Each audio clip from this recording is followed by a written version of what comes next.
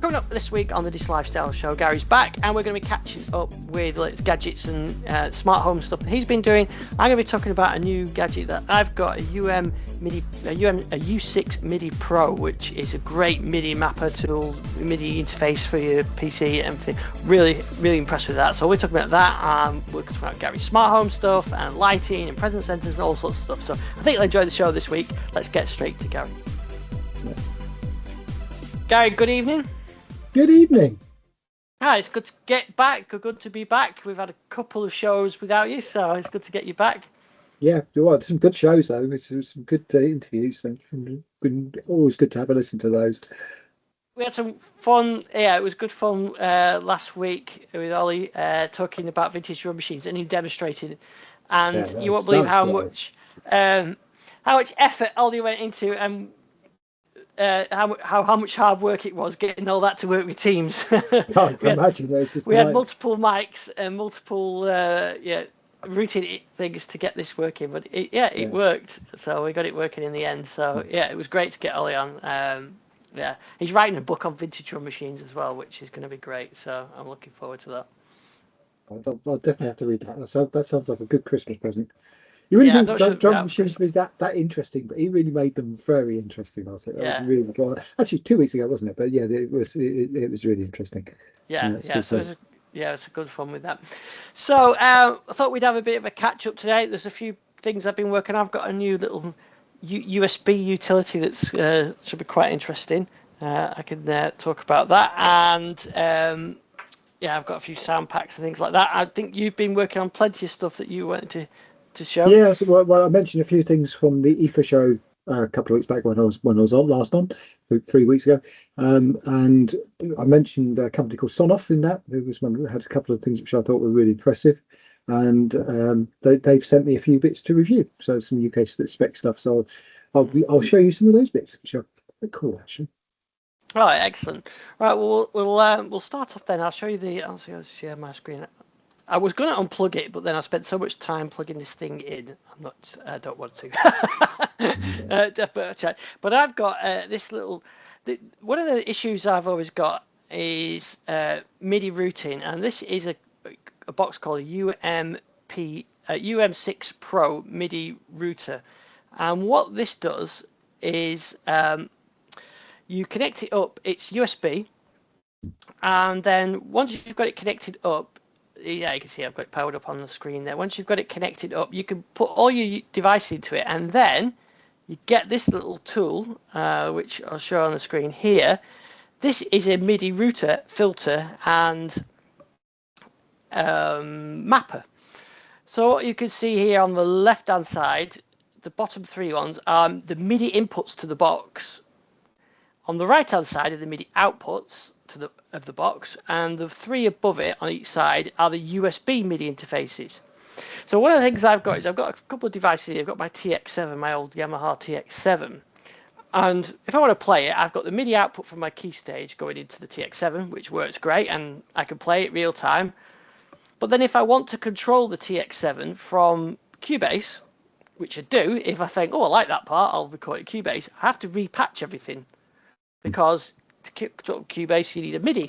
So what this box does is you can then say, okay, well this box, the key stage goes into one side and out of it goes to the TX7, but also Cubase can address their output as well at the same time if needed. I can control it from the keyboard and go, I love that, record the MIDI and send it down. But also I've got another box on there. You can see the little Korg box on top of it. I can control that at the same time from the key stage by mapping also the output of MIDI 1 into the input of MIDI 1 to the output of MIDI 1 and 2 at the same time.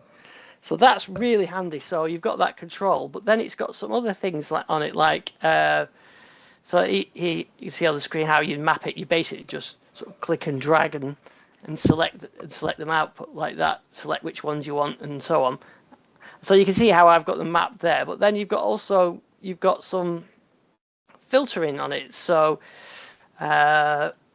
here's an example of the filtering.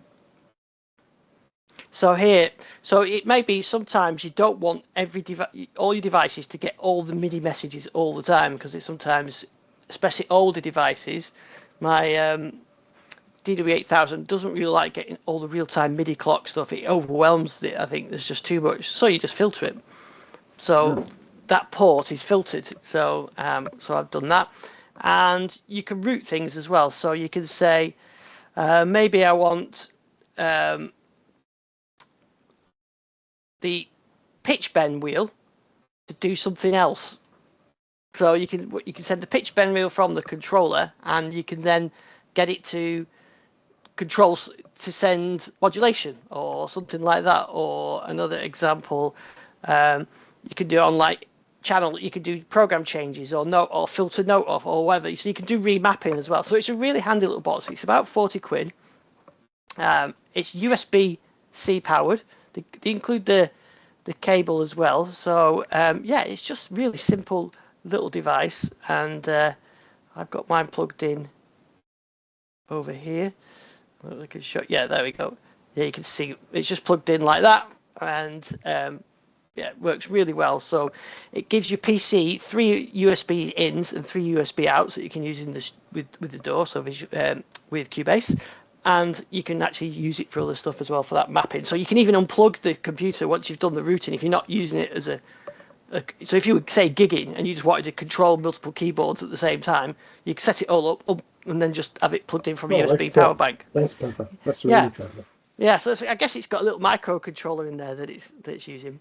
Yeah. But yeah, really handy. So it's meant that I can have more real-time control over stuff, which is what I want. So I've done a little review of it, and yeah, I'm quite happy with that. So that's my gadget of the month so far, because that's really saved me. It's meant that my TX7 especially, I can connect up and use real time. I'll tell you the other thing as well is the editors. I've got the D110 in front of me on the desk as well, MIDI'd in, and that needs an editor. That has an editor, but it needs a MIDI in and out. So if you've got a MIDI in and out connected to it, you can't use it because you've not got a keyboard to control it. So it's not that usable. But using this method, I can use the remote keyboard and the PC in and out at the same time. Problem solved. So it's meant that, like the 110, which I never use that much because you have to rewire it just to change, just to do any sound design. Don't have to now. It's all real time. So yeah, really good. So really and really glad I got that. So that's my gadget of the week. So tell us about some of the stuff you've got. Yeah, so I mentioned Sonoff.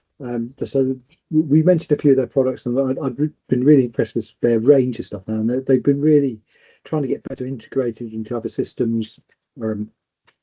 So they use their EWE Link software, EWE Link software, but that's now got plugins for things like SmartThings and other bits and pieces as well. But a lot of the stuff they do is Zigbee, so you can use it with other hubs anyway. And one of the things they've sent me is this thing. Now this is, I don't know if you see this box, but it's a pretty tiny box in its own right. It's about the thumb size, and this is called the ZB Mini Extreme. And this is a little box, which is quite tiny, and it's got connectors on the bottom. And basically what it has is live and neutral and 2 switched outputs. So you could use this to control lights, you could use it to control anything. Yeah. And it's just a Zigbee controller. So it's really, yeah, it's powerful. you can do a lot with it. So you could put it up in the light fitting because it is small and it's all very nicely enclosed. Yeah, it's got a lot going for it effectively. So yeah, that's and it's. Will it do what's its sort of power range that it'll switch? So it actually says, I think it's 6 amps max. So it's meant for lighting. Right. So it says 6 amps max. Yeah, it is 6 amps. I'm just reading the back of it. So you can do a reasonable amount on that. 240 volt. Yeah, 240 volt. Yeah, well, 230, isn't it? So yeah, 230. Showing my age there. Yeah. So 150 watts of LED power, you could power that quite happily. Yeah. So it's meant for lighting circuits, but that's one thing which I thought was pretty cool. So that was one thing they've sent me. The other thing they've sent me is this, which is one of their wall stoppers. Now, remember, these are all designed for UK, so this is no neutral wire. So obviously, most of our switches haven't got neutral wires on them. Again, we do it on air unboxing. The only thing I found with this is that their box is really difficult to get into. So this is a quite nice little modern design of switch. Yeah. So the thing I quite like about their switches, as you see, it's a. I hold it up. It's quite a sort of stylish modern design. And get sort of little big button on the back. But unlike a lot of smart switches, the back end is not too prominent and it's quite small. So you've got plenty of room around there to get wires on, which I quite like. So it's got a lot of options on here which you can use. It's got and it's pretty easy to wire as well. They have quite nice connectors on there. So this literally just has a live in, live out. Doesn't even neutral, doesn't have earth on it, and just pair it up. And this is a Wi-Fi switch, so this is using the UE-Link software to go across. So that's quite nice. And interestingly, this actually has, and I can't quite get it out, one of those boxes inside it, although it's a smaller version of it. So it's basically just a switch with a. So that just breaks basically the red wire. So you'd put one of the red wires in, one red out, and it just cuts. And So it's just like a normal light switch, effectively, but it's remote controllable, which is quite nice. So that's those two, which are good. And these are what they call orb lights, are pretty well affordable, and they come in various styles, which is quite nice. And then the final thing they've sent me is this. Zigbee human presence sensor, which is quite nice. Again, this is USB powered, but it's got quite a nice setup with it. The software works quite well, and it's just a really neat size. I think it's USB powered, but it comes with a very nice little mount for it, which is kind of magnetic. A very long USB cable to go with it. You can sort of see if I can do this live unboxing again. You've got this mount here, and you just literally stick that on top, and it's magnetic, so you can angle it at whatever angle you want, which is nice because you really, when you're doing millimeter wave presence detection, so this is a millimeter wave presence detector. It's got a lot of the features of a lot of the others, but it seemed very accurate when I put it on, and it was less susceptible to some of the false positives than some of the other ones I worked with. I've got a couple in here. So there's still the best one of these, I think, is the link one, which I've been testing because that's got the distance put in here. But for the more complex detection, which this does quite well, I think this actually wins out over the Akara. It's not quite so good in how you can set it up with the zones, but it's really quite nice in what you can actually do with it. So yeah. And again, cheap as well, so it's really good. And then the one thing which I'm not unboxing, actually, just one I was a bit worried about, and the plastic way, but I've thought that. And the one that I'm not unboxing because I've already plugged it in is this wonderful thing. So this is what they call NS Panel Pro. They do a couple of other NS panels as well. Well, so this is literally just display. It's again, it just takes live and neutral. So this doesn't need neutral, but you can play it from a 13-amp plug if you want to. So this is a control panel. If you're using their software, you can control anything just by swiping across and controlling it. It's got the weather on it.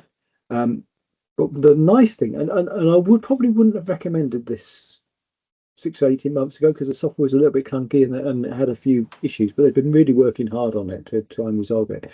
And it's now got the ability to add any website as a shortcut. Oh, that's good. And it basically runs in full screen. So if I tap this button down here, this is actually going to load up my Home Assistant, and it'll run it as though it's full screen. So it's very much like running the Home Assistant application. Yeah. Now the Wi-Fi on connection is not the best in this room, so it is a little bit sluggish. And I have had a couple of dropouts of Wi-Fi on it, but generally it works, and you can see it's got all the controls. You wouldn't want to overtax it, so I'd probably create a control panel just for it. A simplified one, yeah. A simplified one, yeah, because it's not that responsive when it's, but it works and it does what you need it to do. So if I run up one of these control panels, let's run this one up.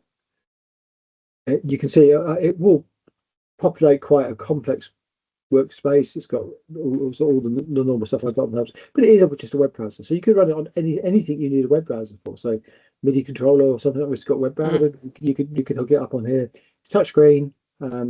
It will work. It's occasionally has some issues with loading stuff, but you can see there it's done quite a complex screen, and it's rendered it okay. Yeah, I mean, it's a little bit sluggish, and sometimes it's a little bit difficult to get out of things when it's actually rendering something up properly. That's its own home screen. You can add controls to this as well, shortcuts. Let's get to web and stuff like that as well. It's quite a nice device. Uses a normal UK back box. This is just a desk mount for it, but it's basically a UK back box, and it's really easy to fit as well. So yeah, I quite like this. As I said, it has had its problems. I mean, if you look at some of the older reviews for it from other reviewers, they are pretty negative about it because the original software was problematic. But they've done a lot of work to improve that. The other thing which for hobbyists is quite a nice thing, you can flash these as well. They are compatible because they're basically ESP chips inside them. They're compatible with some of the things like ESP home, so you could actually flash them and create your own controls on them, and then have something which would be more responsive because it's trying to do less. But for this control, and particularly if you have got a lot of their own Sonoff products, and then you do run in UE-Link, then it's really good because it has a lot of that technology built into it, and can work well. But as a little control panel, it's quite nice. I've got it. I've mentioned this before, but I've got this set up where I have points for the girls, so that they basically, if they're doing good deeds for the day, they get points. And I actually have this sitting on one of the desk, one of these sitting on a desk, showing their points. So if they're doing well, they can see their dials going. Oh, that's good. Yeah. So it works well for that sort of thing. It's it's nice little. Nice little device. That. Yeah. So, I mean, you could argue that you could do some of this yourself, but then you're doing it yourself, and you have to do a lot of the work to actually build a panel and things. And you probably could do it slightly cheaper, but it's all built in, it's all supported, and they are doing software updates all the time on it. And there's been a couple of improvements on it since I've had it, and the Wi-Fi's got better as well. So, I think it works, which is quite not required. It's not. I mean, it's not, as I say, the most responsive, but it's not a super powerful chip in there. But it can do what you need it to do. So, yeah, I think it's got the ability to do control thing, and all the controlling works. I mean, I can open my blinds in here, for example, just by pressing the button on here quite easily.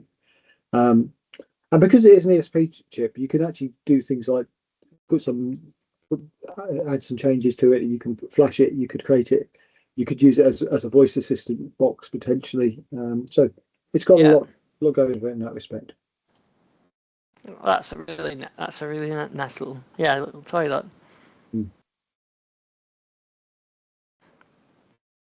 Yeah, it's quite nice when you get little stuff like that, isn't it? Sometimes, it's not the most powerful, but it's also not the most expensive, and you can do nice little bits and tricks with it. Yeah. The other thing is, if you've got their cameras, and I think also some other RTPSP cameras as well, you could actually put their camera feeds on the screen as well. So you could do a direct camera feed from a doorbell or something like that, which works quite well as well. So it's not just limited to doing those couple of bits I showed. So yeah, it's quite nice. Yeah, that's a nice little utility, that. Oh, actually, I've just remembered one other thing it can do, but I haven't set it up yet. It can act as an intercom. So you can have these in wall sockets around your house, and you can use them as intercoms, basically. So the sort of thing you do with Alexa or whatever to talk between. Oh, yeah.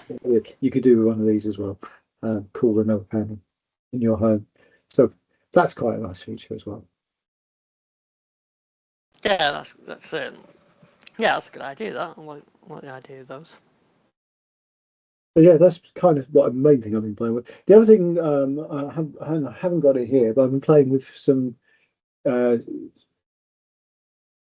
smart thermostats. So been putting underfloor heating in our new bit of our new build, and been looking at how best to control it, because we don't actually want to use it for heating. I know that sounds weird, but we don't want to heat the room with this underfloor heating. We just want that nice feeling under warm wood when you get up in the morning and you walk into the shower. You don't want to walk in on cold floors. So just want to warm the floor up slightly. So we want a very controlled heat. We don't want it to be controlled by the temperature in the room.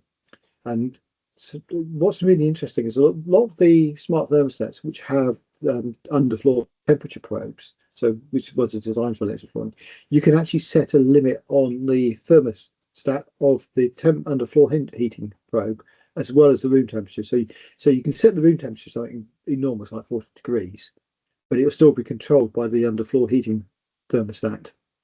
So you can set that at say like 25, 26.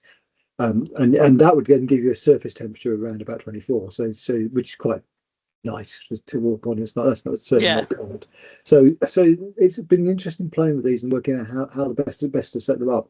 And it got to the point where we think, well, it's a smart thermostat, it'll be on the wall, but we'll never actually touch the thermostat. So not locking it down basically, so you can't do anything with it other than that. So it's just gonna turn on every morning and get the floor up to that warmth. So when you walk out on the floor, it's not hot. And that way, it takes about 5 minutes to warm the floor up, and it'll take about 10-15 minutes for the floor to sort of cool down, which gives you quite a nice little window of opportunity for it. Couple that with the AI I've got running for my home assistant now with my local LLM, which is very predictive. It can work out our patterns and on which days we're going to need to have that floor turned on, which days we're not going to have, or what time we're going to have to turn on, because we do different things on different days, and it's just going to work those patterns out intelligently and turn it on automatically for us. So it's going to be interesting to see if it all works out, but we're certainly playing quite a bit with that. That's it. Yeah, it's nice, that, isn't it? I mean, I suppose also it helps, like, even just a little thing like that just helps keep the room dry and stops moisture build up and everything else, just having that little bit of heat in there. The other thing that I've been playing a bit with, and I haven't got it working yet, is a nice little bit of technology called Tommy. And I don't know why it's called Tommy, but we mentioned a couple of weeks back, the Philips Hue have got this new thing where the lights can work out where you are in the room through the signal, the bouncing Wi-Fi signals and the Zigbee signals. Well, Tommy is basically something which does the same in principle. It works out motion based on Wi-Fi. So it's interpreting the Wi-Fi signal around you to see if objects are moving, and it's getting quite intelligent. It can actually work out what type of movements are moving and things like that. And it works again for using little ASP chips and just building a profile up from them. So you could put a little ASP chip in every room and it'll actually work out.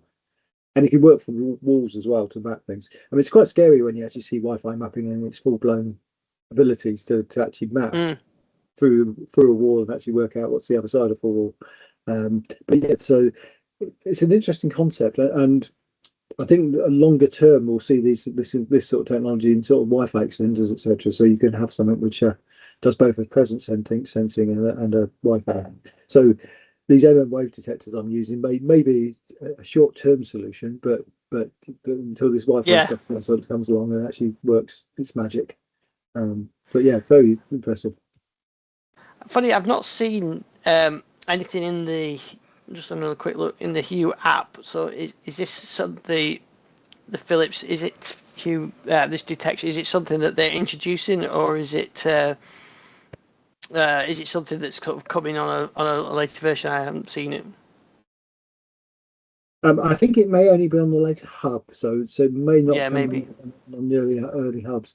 To be honest, I haven't really looked much into it because I don't use Hue here. I just heard that it was there. I mean, technology sounds great. I mean, the idea you can do this without sensors.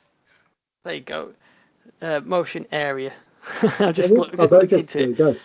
Yeah, turn your devices into motion sensors with the Hue Motion Aware, exclusive to the Bridge Pro.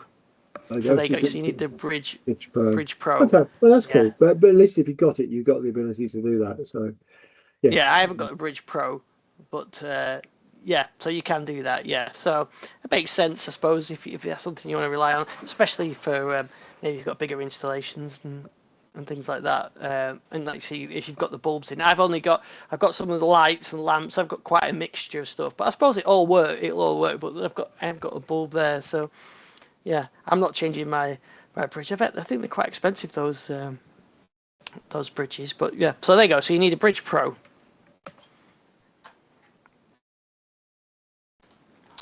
Cool. Well, we know now. We know.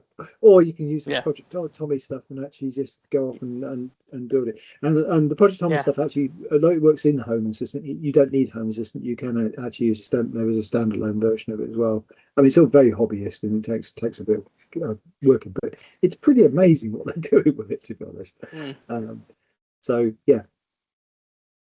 Yeah, that's good. Well, I've been working on a couple of things over the last few weeks as well. So I've done an iconic synth sound pack and it's free sounds. So, and the video is a tutorial as well, so how to create them. So I created the classic Van Halen jump. Everybody knows that one. Vangelis sound and from Blade Runner and the Stranger Things intro on the wave state. So I actually showed how to recreate those. So I did that in the video, and then you can download those sounds once I've created it. So a nice little tutorial there. I also got another tutorial on where we are. How to create a DW 8000 sound and mastering the Chaos pad. That's the track pad on the synth as well. The other thing I've done, if anybody's interested, is I've got a newsletter. So somebody asked me about a newsletter a while ago, and I hadn't never had one, but so I thought I'd set one up. So you can subscribe to the newsletter, and then I'm just going to do them once a month, just as like a summary of the stuff that I've been working on, some sneak previews of things that I haven't sort of publicized yet, and some discount codes and things like that are in there as well. So anybody fancies signing up to that, they can do that on the site, and yeah, I'll send you some. You'll get something in next month, one which will be in November time, something like that. So quite interesting. I was thinking, how can I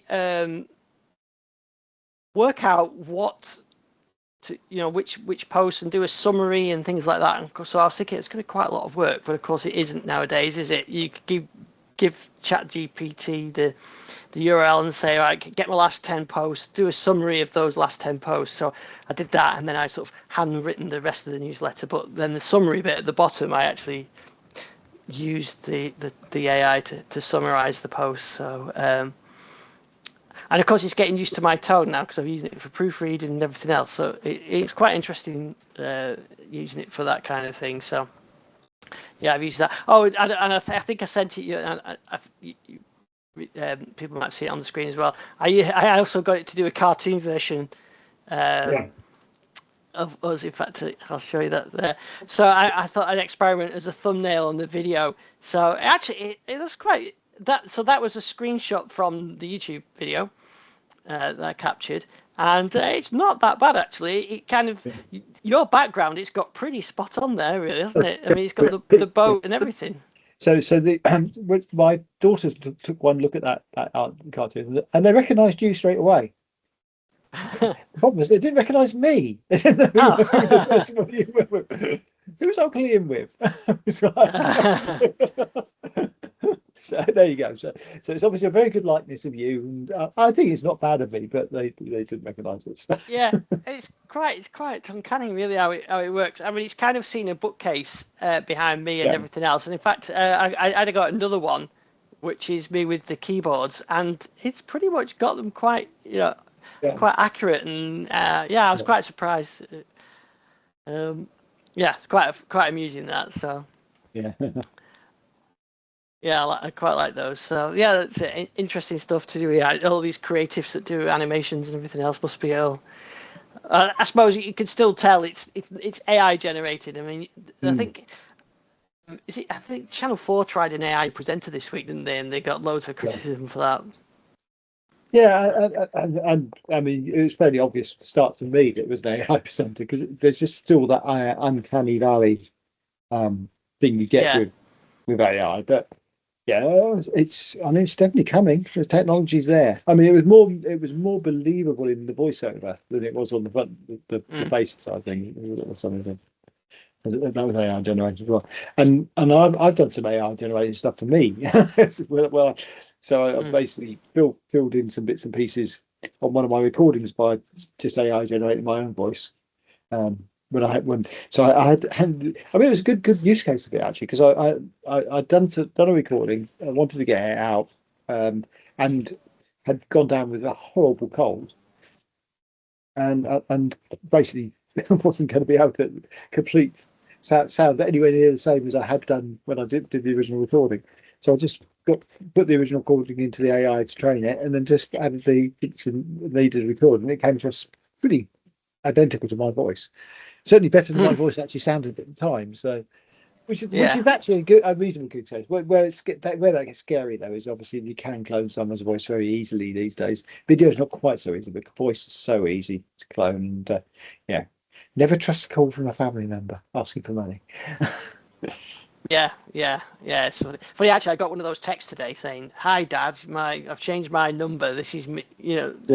Which I knew was a scam, but yeah, it's there's a lot of it about, so it's even harder. I think you're going to need like a code phrase or something like that, aren't you, to identify family members now. It's funny you say that, but I seriously recommend that to people. Have something which only you know and wouldn't be obvious to a scammer, and isn't public domain information, because I can get so much information about you at the moment because there's so much because of all the hacks we've been had. There's a lot of information that the dark web has, and they can build quite a good picture of you.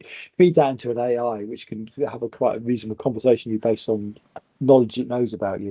But if you have those questions which only you know about, I think it's really worth doing. Something obscure, not birthdays, not things like that, but something really you would only know about. When Dad fell over on holiday or whatever, those sort of things are things which wouldn't be general knowledge. So yeah, definitely have that, because that'll give you peace of mind. You are really talking to the person you're talking to. Yeah, exactly. Yeah. Well, it's been great to catch up. So just remind us where you can find your stuff. Right, you can find me on YouTube. I'm going to do a bit more on the Only channel. I've got some stuff I took at the Everything Electric show, which is really good actually. Some of the bits and pieces showing there. So I'll put that up on once I've had a chance to edit it. I haven't had a chance yet. And also I'm going to actually open up the Fascinating Tech YouTube channel as well to put some more smart home type reviews or stuff on. So Tales of the Smart Studio. So hopefully I'll actually get a chance to do that. Obviously, having 2 and 5-year-olds is always a bit challenged to actually get time to actually do anything, but we'll get there eventually. Yeah, definitely. It's definitely not easy. Yeah, that's great. Well, you can find me on my usual channels, Best Place, digitallifestyle.com. Everything's on there, all the YouTube links and everything else, and for the newsletter. And also, if anybody wants to come and talk about music tech on the show, quite happy to do that. So I always like getting people on the show. So we'll be back. I think I have a special guest next week, so a regular show in a couple of weeks. So we'll see you then. Take care.